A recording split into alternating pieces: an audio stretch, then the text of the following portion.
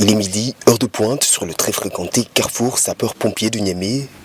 Et au gré des feux de signalisation, les vendeurs à la sauvette proposent leurs produits aux véhicules stationnés.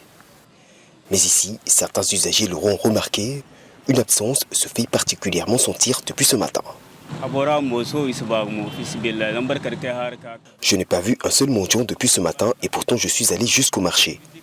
D'habitude, ils sont des dizaines sur cette intersection et se précipitent sur les véhicules dès que le feu passe au rouge pour faire la manche. Et le constat est le même sur les diverses artères de la ville, habituellement prises d'assaut dès les premières heures de la journée. En cause, une décision du gouvernorat de Niamey qui désormais interdit la mendicité dans la capitale nigérienne.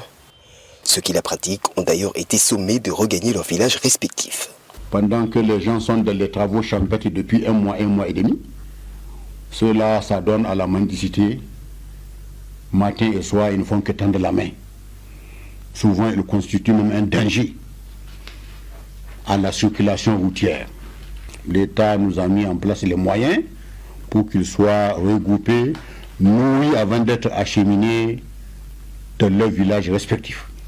Les autorités locales évoquent ainsi une augmentation préoccupante de la mendicité, considérée comme dégradante pour la dignité humaine. Une position que beaucoup partageaient ce mercredi, non sans une certaine réserve. La plupart de ces mendiants peuvent aller travailler, mais ils préfèrent gagner de l'argent sans faire d'efforts. Et pour cela, je salue la décision des autorités. Mais parmi eux, il y a des infirmes et des personnes en situation de handicap. Et ces gens-là méritent que l'État les aide à trouver du travail pour gagner leur vie. Lorsque des étrangers arrivent à Niamey, ce qui les frappe, c'est le nombre élevé de mendiants.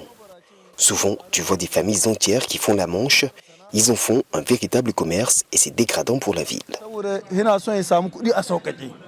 La mesure, rendue publique ce 12 août, prévoit par ailleurs des sanctions à l'encontre d'éventuels contrevenants. Ceux tentés de revenir à Niamey s'exposent ainsi à des travaux d'intérêt général dans des zones allant du barrage de Kondaji à la région de Difa à 1300 km de la capitale nigérienne.